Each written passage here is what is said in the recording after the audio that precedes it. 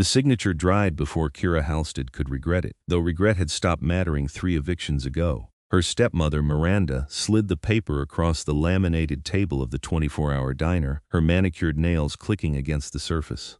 The debt broker sitting opposite them looked bored, a middle-aged man in an off-the-rack suit who smelled like cigarettes and indifference. He glanced at the contract, nodded once, and counted out $500 in worn bills. Miranda pocketed them without looking at Kira. "That's it?" Kira heard herself say. Her voice sounded distant, like it belonged to someone else. "That's the market rate for a 3-year indenture with your credit score," the broker said, already standing. "Report to the placement office Monday morning. Address is on your copy." He slid a yellow carbon across the table and left, his coffee still steaming in its chipped mug. Miranda was checking her phone, probably calculating which casino would still be open. She had sold Kira's labor, her time, her legal autonomy for the next 3 years, for what amounted to a single night of blackjack. The apartment they had just been evicted from cost more per month than Kira was apparently worth in total. "You're 22, Miranda said without looking up. "You'll survive." "I did." There was something in her tone, something Kira had never heard before, but Miranda was already standing, already walking toward the door. Kira sat alone at the table, staring at the yellow paper with her signature at the bottom. The contract was horrifyingly legal. Indenture had come back quietly over the past decade, rebranded as labor arbitrage, sold as a solution to unmanageable debt. You signed over a period of service, and in exchange your creditors were satisfied. The work could be anything. The pay was subsistence. The exit clauses were nearly impossible to trigger. She had 3 days before she reported. 3 days of freedom that did not feel free at all. Kira folded the yellow paper and slid it into her purse, then stood to leave. The diner was nearly empty. Just a tired waitress refilling napkin dispensers and a cook visible through the kitchen window. She pushed through the glass door into the cool April night, the financial district rising around her in sharp angles of steel and light. She had worked in one of those towers once, as a junior analyst, before her father died and the medical debt transferred to her, before Miranda's gambling ate through everything that remained. Her phone buzzed. Unknown number. She almost did not answer, but at this point there was nothing left to lose. "Kira Halstead." The voice was male, smooth, faintly amused. "Yes, I understand you've just entered into an indenture contract. I would like to purchase it." Kira stopped walking. A taxi rushed past, its headlights briefly blinding. "What?" "The contract currently held by Meridian Labor Brokers. I am prepared to offer $500,000 for the immediate transfer of terms." 500,000. 1,000 times what Miranda had accepted. Kira's heart was racing. Who is this? Someone who dislikes inefficiency. "Meet me at the address I'm sending you. You have 1 hour to decide." The call ended. A text arrived immediately. An address in the old financial district, the part that had been built a century ago, all stone and wrought iron instead of glass. Kira stared at her phone. This was insane. This was obviously a scam, or worse. But she had 3 days of freedom and nothing to lose. She took the subway, her last transit card beeping its low balance warning. The address led her to a building she had passed 100 times without noticing, a narrow limestone structure wedged between modern towers like a fossil. The door was brass and heavy, and it opened before she could knock. The man standing in the doorway was not human. Kira knew this immediately, the way you know a storm is coming from the smell of the air. He was tall, perhaps 6'3", and inhumanly pale, his skin the color of moonlight on snow. His hair was white, not the white of age but of something elemental, falling to his shoulders in a way that should have looked absurd but instead looked regal. His eyes were dark, almost black, and they held hers with an intensity that made her forget to breathe. "Miss Halstead," he said, and his voice was the same one from the phone, smooth and faintly amused.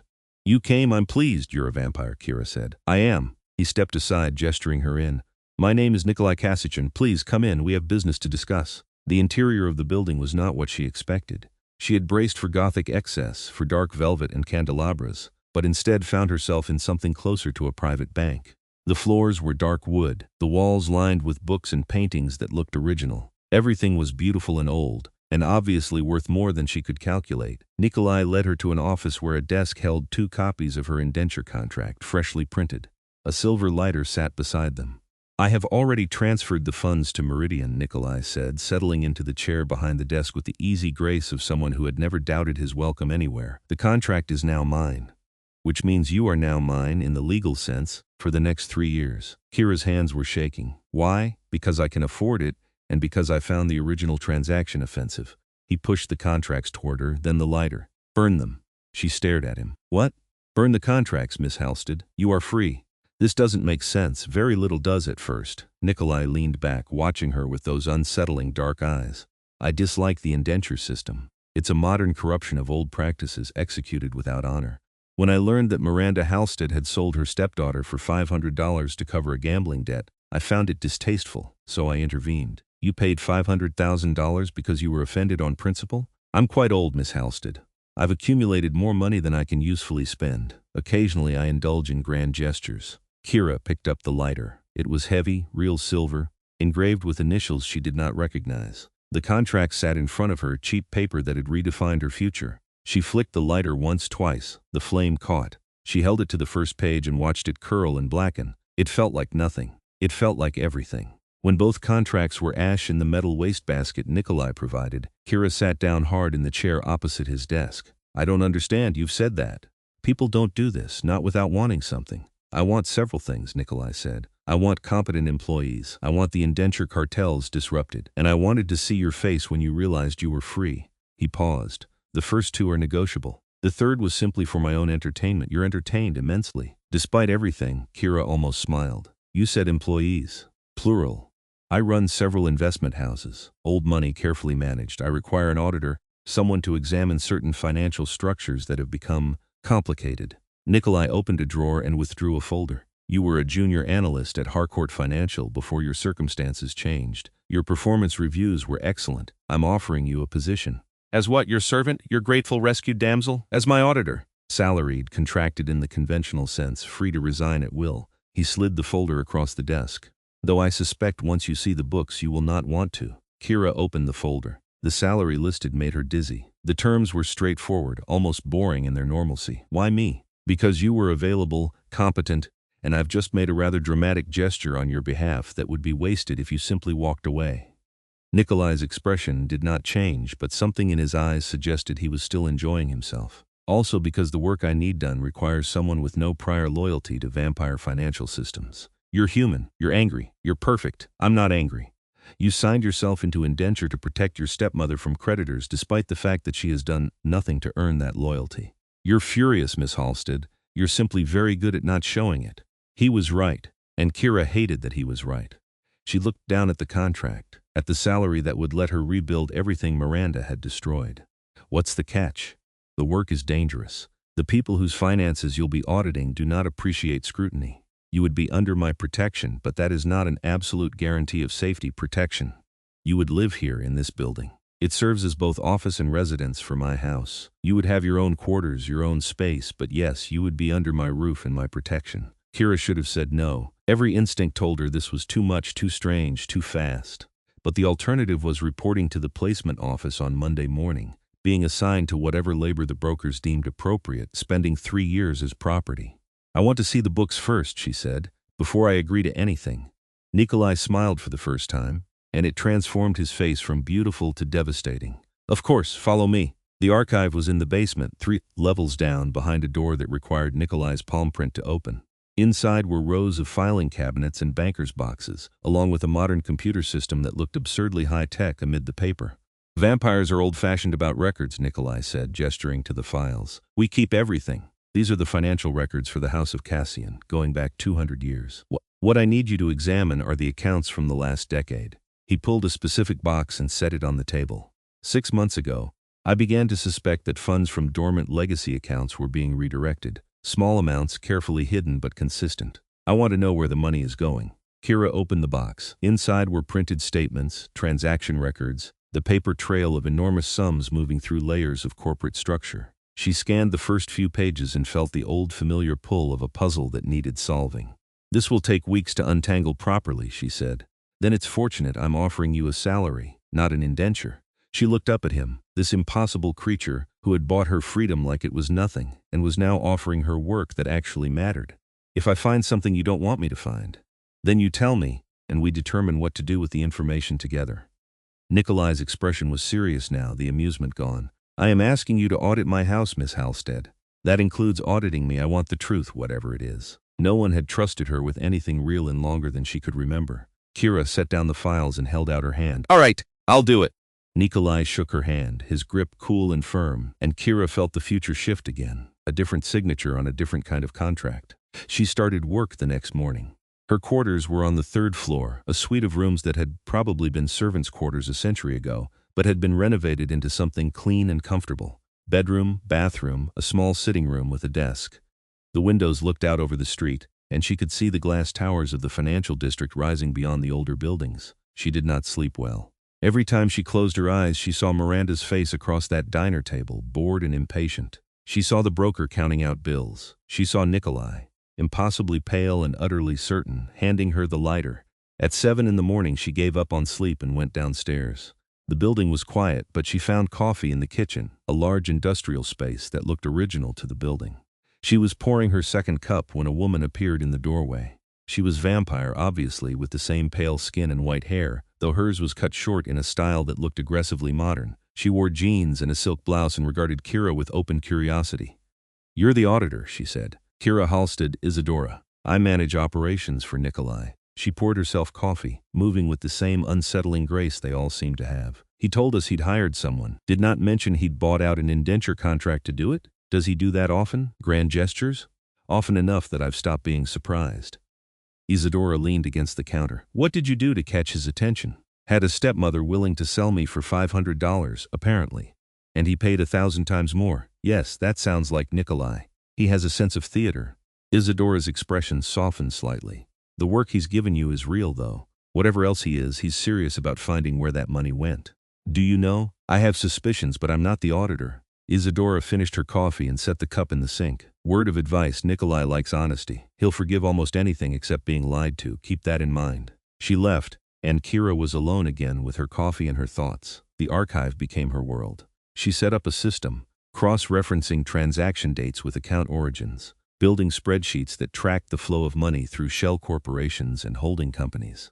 The amounts were small relative to the size of the accounts they came from, but over 10 years they added up to millions. And they all led, eventually, to the same place, Meridian Labor Brokers, the company that had held her indenture contract, the company that specialized in buying and selling human labor. Kira sat back in her chair, staring at the screen. The money had been routed through 6 layers of corporate structure, but it was there, clear as anything once you knew to look. The House of Kassian had been funding the indenture system, which meant Nikolai had been funding the system that sold her. She felt sick. She felt furious. She felt like an idiot for trusting him. The archive door opened. Nikolai entered, carrying 2 glasses of wine. He set one in front of her and kept the other, then looked at her screen. "Ah," he said quietly. "You found it. You knew. I suspected. I hoped I was wrong." He sat down across from her, still holding his wine. "Tell me what you found." "Your house has been funneling money into Meridian for a decade. Small amounts from dormant accounts, accounts belonging to vampires who are dead or missing or simply not paying attention. The money goes to Meridian, and Meridian uses it to finance the purchase of indenture contracts." Kira's hands were shaking. "You funded the company that bought me." "Yes, that's all you have to say?" "No," Nikolai set down his glass. "But I want you to finish. What else did you find?" Kira wanted to throw something, but she was good at her job, and her job was the audit. She pulled up another spreadsheet. Meridian isn't alone. There are 5 other brokers receiving similar payments, all of them operating in different cities. Together they form a network, a cartel, and the money isn't just from your house. There are at least 4 other vampire houses involved, maybe more. I'd need access to their records to be certain." "You'll have it. Why are you so calm about this?" Nikolai leaned forward, his dark eyes steady on hers. "Because I asked you to find the truth and you did. Because I suspected my house was compromised and you've just confirmed it. And because I am not the one who arranged this, Kira. Someone in my court has been using dormant funds to finance the indenture cartel without my knowledge or consent." "Who?" "That is what we need to determine." He gestured to her screen. "Can you trace the authorization trail? Find out who initiated these transfers." Kira turned back to the computer, her anger shifting into something sharper, more focused. She pulled transaction logs, authorization codes, user IDs. The transfers had been initiated by someone with high-level access to the house financial systems, someone who knew which accounts were inactive and how to move money without triggering audits. The user ID belonged to someone named Lucien. "Lucien Thorne," Nikolai said when she showed him. "My financial steward. He's been with the house for 70 years. Where is he now?" "Excellent question." Nikolai made a call, his voice too low for Kira to hear. When he hung up, his expression was grim. "Lucien has not been seen in 3 days. His quarters are empty. He's run. Why would he do this? What does he gain?" "Money, for one. I suspect he's been skimming a percentage. But the larger question is why the cartel exists at all." Nikolai stood, pacing to the window. "The indenture system is profitable, but it's also destabilizing. It creates resentment, resistance. It's bad for long-term stability, so why would vampires fund it?" Kira thought about the contracts, the thousands of people trapped in the system. Control. If you control someone's labor, you control them. And if the system grows large enough, you control a significant portion of the human population. Yes, Nikolai turned to face her. And if that control is concentrated in the hands of a few vampire houses, those houses gain considerable political power. Political power over whom? Over other vampires. Over humans. Over the courts that govern both. He came back to the table, his expression serious. There are factions among my kind, Kira. Some believe we should remain hidden, integrated quietly into human society. Others believe we should assert dominance, reveal ourselves, take what they see as our rightful place. The indenture cartel serves the latter, and I prefer stability. I prefer a world where humans and vampires coexist without one enslaving the other. Which is why I need this audit completed. Nikolai pulled out a chair and sat, close enough that she could see the inhuman stillness with which he held himself. I need to know everyone involved. Every house, every steward, every vampire who has touched this scheme.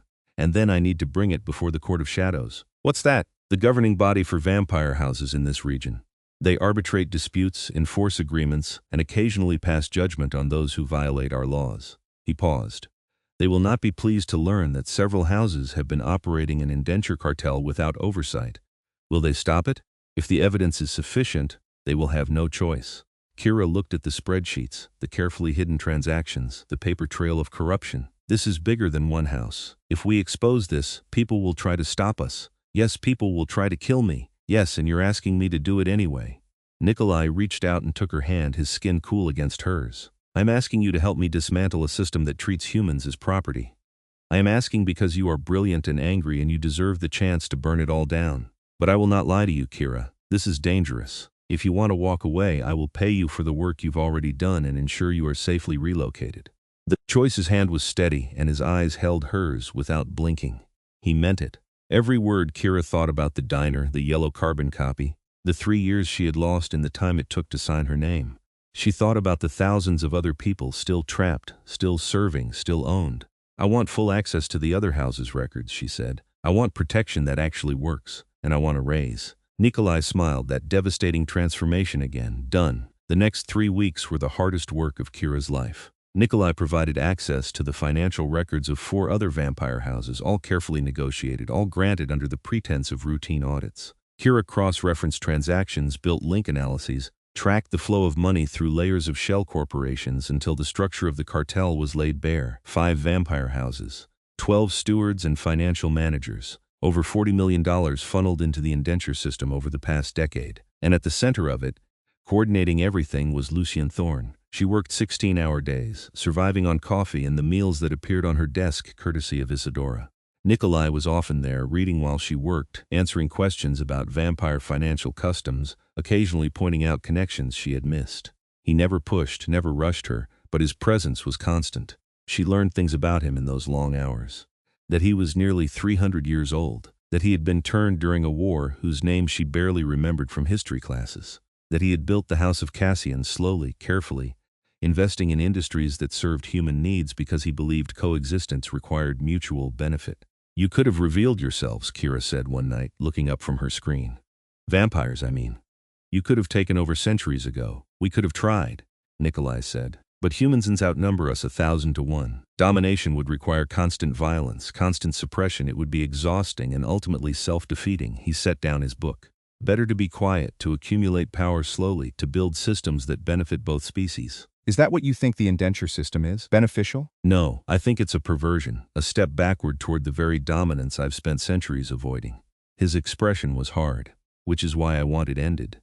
Kira went back to her spreadsheets, but she felt his eyes on her, thoughtful and steady. She found the final connection on a Tuesday night. A set of encrypted emails, carefully preserved in backup files that someone had forgotten to delete. Communications between Lucians and stewards from the other houses, coordinating transfers, discussing expansion plans. And one line that made Kira's blood run cold. The Halstead woman is useful. Her stepmother's history makes her sympathetic, and the sale will generate publicity when we're ready to reveal the system's scope. Kira read it 3 times, trying to make sense of it. Nikolai. He was beside her immediately. She pointed to the screen, her hand shaking. They targeted me, she said. This wasn't random. They knew about Miranda, knew she'd gambled herself into indenture years ago, knew she'd be desperate enough to sell me. They orchestrated it.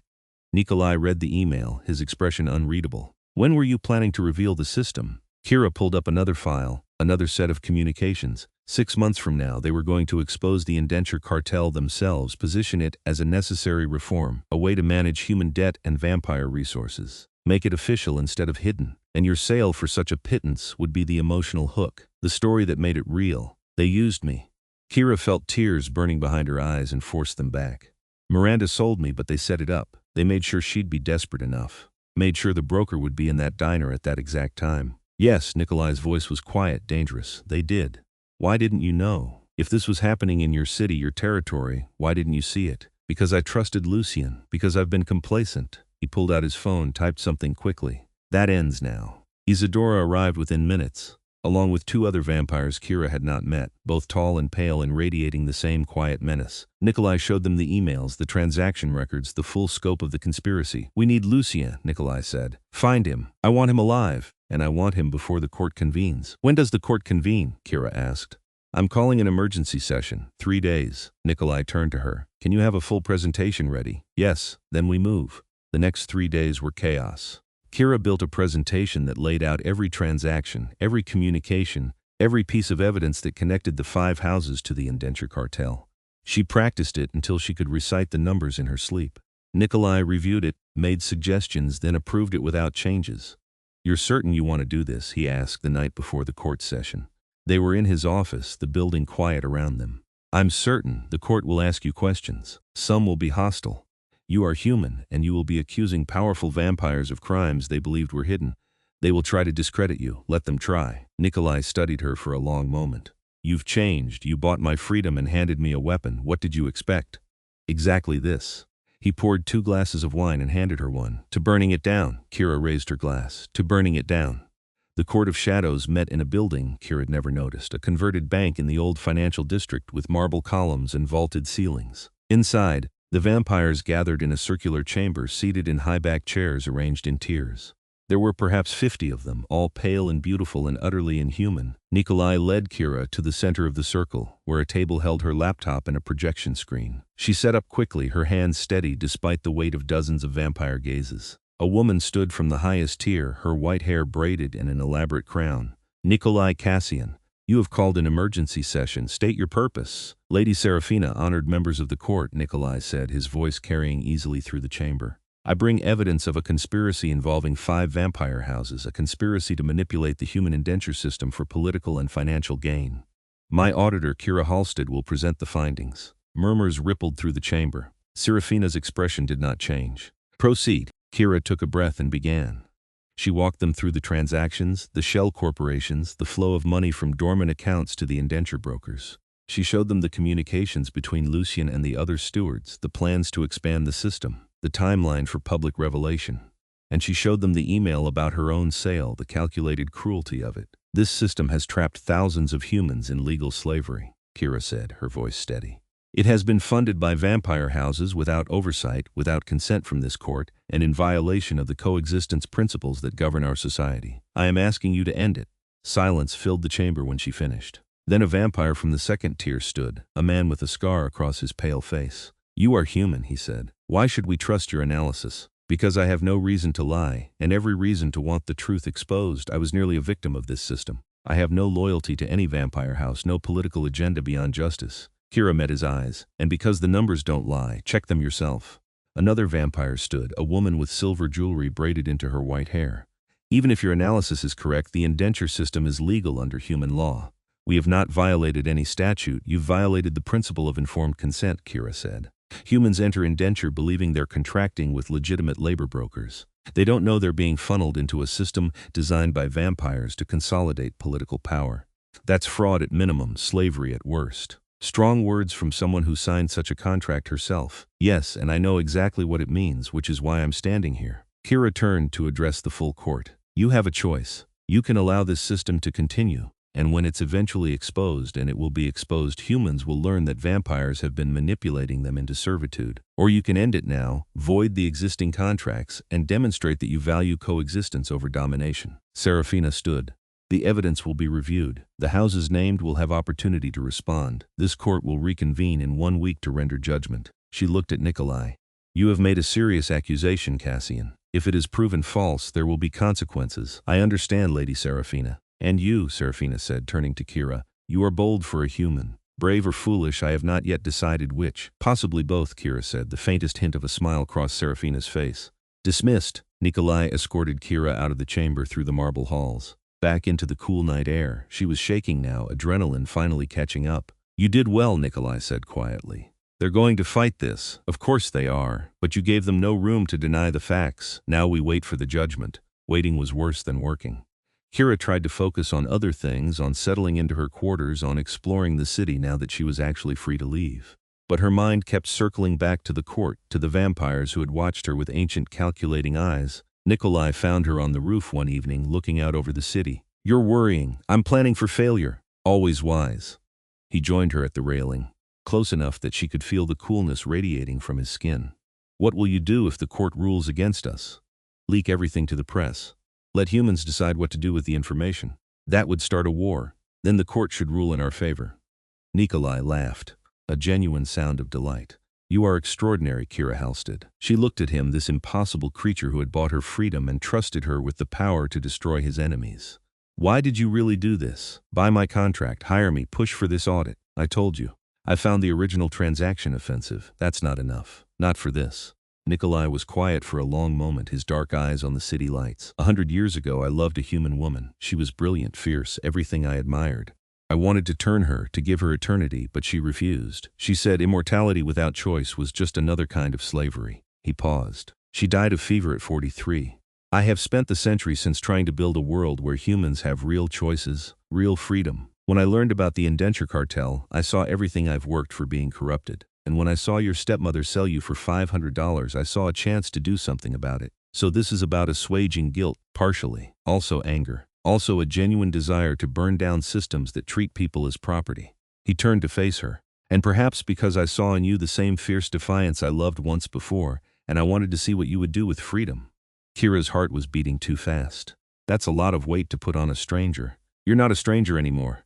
They stood in the cool darkness, the city spreading below them, and Kira felt something shift in her chest. This was dangerous. He was dangerous. Not because he was vampire, but because she was beginning to trust him, to care what he thought, to want things she had no right wanting. Kira, Nikolai said softly, I need to tell you something.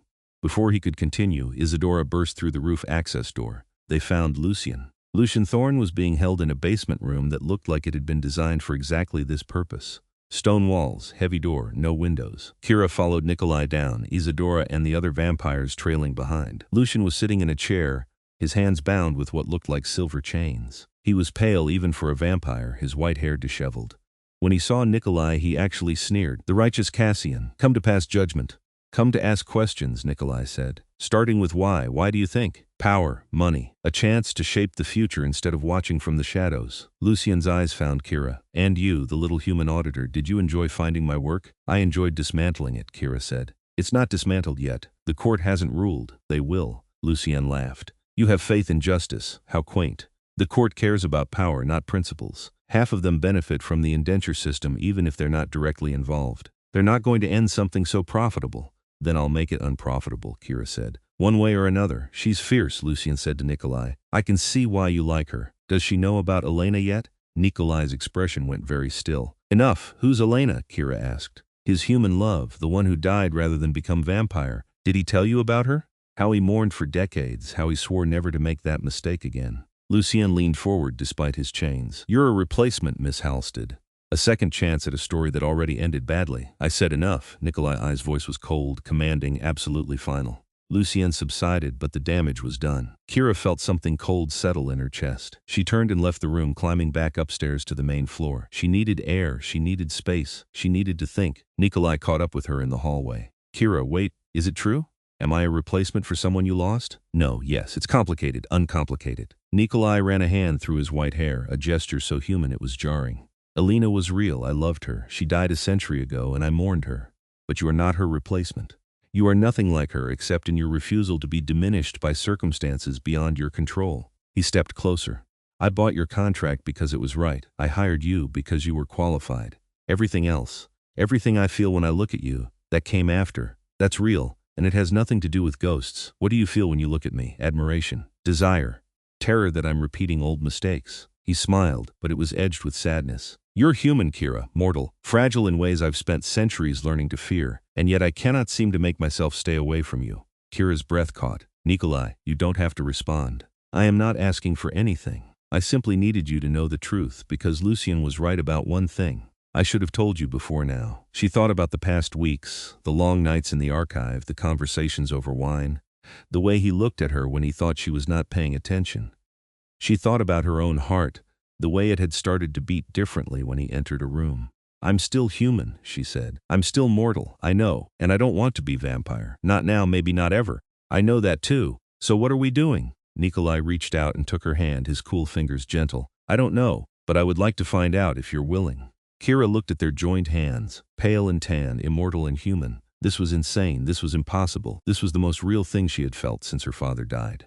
All right, she said. Let's find out. The court reconvened exactly 1 week later. This time Kira was not nervous. She had spent the week preparing for every possible argument, every challenge, every angle of attack. She had also spent it with Nikolai, learning the boundaries of whatever they were becoming to each other. He did not push, he never pushed. But he was there, constant and solid, and Kira found herself leaning into that presence more than she should. The circular chamber was fuller this time, more vampires in attendance, the air thick with tension. Serafina called the session to order, and the review began. The stewards from the 5 houses testified, some defiant, some apologetic, all attempting to minimize their involvement. Nikolai presented additional evidence, communications Isadora had extracted from Lucien during interrogations, and Kira answered questions, sharp and precise, refusing to be rattled. Finally, Serafina stood. The evidence is clear. 5 houses have engaged in unauthorized manipulation of the human indenture system. This court finds such manipulation to be a violation of our coexistence principles and a threat to the stability we have worked centuries to maintain. She paused. The ruling is as follows. All existing indenture contracts funded through vampire sources are void, effective immediately. The brokers involved are to be notified and their operations suspended pending human legal review. The houses responsible will pay reparations to those whose contracts are voided, and the stewards involved are removed from their positions. Relief flooded through Kira, so intense she felt dizzy. However, Serafina continued, this court recognizes that the indenture system itself is a human legal construct. We cannot end it entirely, only remove vampire involvement. The question of whether the system should exist at all must be answered by human authorities. It was not perfect, but it was enough. Thousands of contracts voided, the cartel broken. A chance for actual reform. Serafina's gaze found Kira. Miss Halstead, you have done this court a service by bringing this matter to light. As such, we grant you a boon. Ask, and if it is within our power, it shall be granted. Kira had not expected this. She looked at Nikolai, who nodded slightly. Then she turned back to Serafina. I want the full financial records released to human authorities. Not just the vampire involvement, but the entire structure of the indenture system. Let humans see how we've been manipulated, and let us decide what to do about it. Murmurs filled the chamber. Serafina's expression was unreadable. You ask us to expose our involvement to the human world. I ask you to be honest about what's been done. You said you value coexistence. Prove it. The silence stretched. Then Serafina nodded. Granted. The records will be released through channels that protect individual identities but reveal systemic structure. It will be enough for reform, if humans choose to pursue it. Thank you, Lady Serafina. Do not thank me, Miss Halstead. You have just ensured that the relationship between our species will grow far more complicated. I hope you are prepared for the consequences. I am. The session ended. Vampires filed out, some casting glances at Kira that ranged from curious to hostile. Nikolai stayed close, a subtle shield, until they were outside in the cool night. You just changed the world, he said quietly. We changed it. You gave me the platform. You did the work. You asked the right questions. He smiled. I'm proud of you. Kira felt warmth bloom in her chest. What happens now? Now the records are released, the media descends, and human legislatures start debating indenture reform. It will take months, maybe years, but the system is cracked. It will not survive. Nikolai offered his arm, and we go home. Home. The word settled into Kira's heart like it belonged there. The next 3 months were chaos of a different sort. The financial records were released to a coalition of human rights organizations, and the story exploded. Investigative journalists dug into the indenture system, exposing the brokers, the corruption, the thousands of people trapped in contracts they had never fully understood. Legislators introduced bills to regulate or abolish the practice entirely. Kira gave interviews, testifying before committees, explaining the financial structures in language anyone could understand. She became the face of reform, the woman who had been sold and then fought back. Miranda tried to contact her once. Kira did not respond. But she did investigate, using the resources Nikolai provided. She found records of Miranda's own indenture 20 years earlier. She had been sold by her father to cover his debts, had served 5 years before buying her freedom with money borrowed from loan sharks. The gambling had started after, a desperate attempt to regain control, to feel powerful in a world that had treated her as property. It was explanation, not absolution, exactly as Nikolai had said. Kira still felt the betrayal, still remembered the diner and the yellow carbon copy. But she understood now in a way she had not before. She sent Miranda a check, enough to cover the gambling debts, along with a note. "This is the last time. Get help or don't, but leave me out of it." Miranda did not respond. Kira did not expect her to. At home, in the narrow limestone building in the old financial district, life found a rhythm. Kira continued as Nikolai's auditor, managing the legitimate investments that sustained the house of Kassian. Isidora became something like a friend, dry and sarcastic and fiercely protective, and Nikolai was simply there, a constant presence that Kira leaned into more with each passing day. They had not defined what they were to each other. They shared meals, shared conversations, shared a roof. He did not push for more, and Kira was grateful for that, even as part of her wondered what more might look like. One evening, 6 months after the court ruling, Kira found Nikolai in his office reading a book that looked older than most countries. She sat down across from him and he looked up with a smile. "How was the press conference?" "Exhausting. But the reform bill passed the first committee vote. It's going to happen. You did that. We did that." Kira leaned back in her chair. "Nikolai, can I ask you something?" "Always. What happens when I get old? When I'm 40, 50, 60 and you're still exactly as you are now?" He closed the book, his expression serious. "I've thought about that many times. And I don't have a perfect answer. I can offer you immortality. But you've made it clear you don't want that, and I will not push. So we have what we have for as long as we have it. 20 years, 40, perhaps 50 if we're fortunate." His dark eyes met hers. "I've lived 3 centuries, Kira. I will live many more. But I would rather have 50 years with you than an eternity without you. That's a terrible deal for you. That's my choice to make." Kira felt tears burning behind her eyes. "And when I die, then I will mourn as I mourned Elena. But I will not regret the time we had. I will not regret loving you." He paused. "Because I do love you." In case that was not clear. "It was becoming clear," Kira said, her voice shaking. "I love you too, which is terrifying." "Why terrifying?" "Because you're vampire and I'm human, and because this should not work, and because I've never felt safer or more seen than when I'm with you." She stood, came around the desk, let him pull her into his lap. "Because I don't know how to do this, Nikolai." "Neither do I," he said against her hair. "We learned together."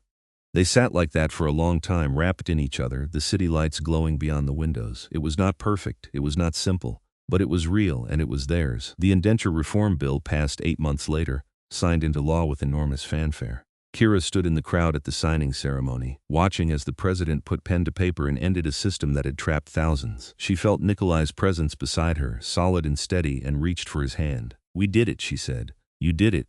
I simply provided resources. You provided everything." She squeezed his hand. Thank you for trusting me when you had no reason to." The ceremony ended, and they walked back through the city together, through streets Kira had walked a year ago when she had nothing, when freedom was something she could not even imagine. Now she had freedom, meaningful work, a home and love that defied every logical boundary. They were married in a quiet ceremony 3 months later, just Isidora and a few other members of the House of Kassian in attendance. Kira wore a simple dress and Nikolai wore a suit that made him look like old money personified. They exchanged vows that promised partnership, honesty, and love for whatever time they had. The wedding night was spent in Nikolai's quarters, which had become their quarters, talking and laughing and eventually falling into bed with the easy comfort of people who had chosen each other deliberately. He was careful with her, always careful, but there was passion beneath the gentleness, a hunger held in check by centuries of control. "I will not turn you without your consent," he said at one point, his cool lips against her throat. "No matter how much I might want to keep you forever." "I know," Kira said, "and I love you for it." They built a life. Kira opened an office that provided free financial services to people trying to exit debt, to avoid the traps that led to indenture. She hired staff, built a reputation, became someone people trusted. Nikolai supported her, funding the work, providing connections, never taking credit. At night they came home to the narrow limestone building, to the life they had made in the spaces between human and vampire. They talked about the future, about what would happen when Kira aged, when the physical difference between them became impossible to ignore. "I might change my mind," Kira said one evening, 5 years into their marriage. She was 32 now, still young but aware of time in a way she had not been before. "About becoming vampire, you don't have to decide now. But if I do decide, you would turn me?" Nikolai pulled her close, his expression serious. If you asked me, truly asked, free of pressures or fear, then yes, but only then. Good. Kira kissed him. I'm not ready yet, but I wanted to know the door was open. It will always be open for as long as you want it. They celebrated their 10th anniversary in the same building where Nikolai had bought Kira's freedom, where he had handed her a lighter and told her to burn the contracts. The archive was still in the basement, though it served different purposes now. Housing records of the reform work, the lives changed, the system dismantled. Kira was 42, and the first strands of silver were appearing in her dark hair. Nikolai looked exactly as he had the night they met, pale and beautiful and utterly inhuman. But when he looked at her, she saw love that was entirely human in its depth and warmth. Any regrets? She asked, watching him across the dinner table. Not one. You? Only that we didn't have more time. We have now. That's enough. And it was. They had now, and they had each other, and they had built something that mattered.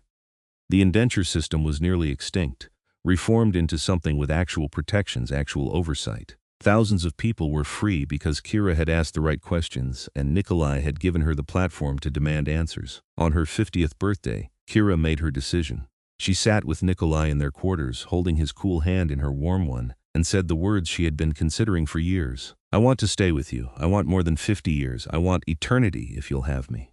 Nikolai's expression transformed. Joy and relief and love so intense it was almost painful to witness. Are you certain? I'm certain. I've had a full human life. I've done the work I needed to do. Now I want to see what comes next, with you. It will hurt. The transformation, I know. You will be vampire. You will need blood, avoid sunlight, live by our laws. I know all of that. I've had 20 years to learn. She touched his face, his impossibly beautiful face. I'm ready, Nikolai. Make me yours. The transformation took 3 days. Nikolai stayed with her through all of it, holding her while her body died and reformed, while her heart stopped and started again with a different rhythm. When she woke on the 4th day, the world was sharper, brighter, filled with sounds and scents she had never noticed before, and Nikolai was there, watching her with dark eyes full of wonder. How do you feel? Kira sat up, testing her new body, her new strength. Everything felt different, powerful, alive in a way that seemed paradoxical given that she was technically dead. I feel extraordinary. You look extraordinary. She stood, went to the mirror. Her reflection stared back, pale now, her hair white as snow, her eyes darker than they had been. She looked like him, like a creature of moonlight and shadow. She looked like herself. No regrets? Nikolai asked, coming to stand behind her. Not one. They had eternity now. They had time to continue the work, to build on the foundations they had laid, to see the world transform in ways they could only imagine. The office Kira had founded continued, now run by a staff she trusted, and she joined Nikolai in the broader work of maintaining peace between humans and vampires. Serafina visited once, her ancient eyes taking in Kira's transformation with approval. You have done well, Kassian. Both of you. Thank you, Lady Serafina. The world is changing. Humans know of us now, know enough to demand accountability. It is uncomfortable but necessary. She turned to Kira. You began that change. Do not waste the time you have won. I won't. And she did not. They did not. Together, Kira and Nikolai built bridges, negotiated treaties, worked toward a future where human and vampire coexisted with genuine equality. It was slow work, frustrating work, but it mattered. On their 50th anniversary, they stood on the same roof where Nikolai had confessed his feelings, looking out over a city that had transformed as much as they had. The old financial district was still there, the glass towers still rising, but now there were new structures, new systems, new ways of being. Do you ever think about that night? Kira asked. In the diner, when Miranda sold me. Often. Do you think she knew that it would lead to all this? No. I think she was desperate and cruel and drowning. But her cruelty gave me the chance to meet you, so I cannot entirely regret it. Kira leaned into him, this man who had bought her freedom and given her the world. I should thank her, in a way. You're more generous than I am. You paid 1,000 times more than she asked. I'd say you're plenty generous. Nikolai laughed, pulling her close. Best money I ever spent. Below them, the city glowed with electric light, humans and vampires moving through streets that belonged to both, living lives that intersected in ways that would have been impossible a generation earlier. It was not perfect. There were still conflicts, still inequalities, still work to be done. But it was better. It was real. And Kira and Nikolai had forever to keep building. They went inside, to the home they had made, to the life they had chosen.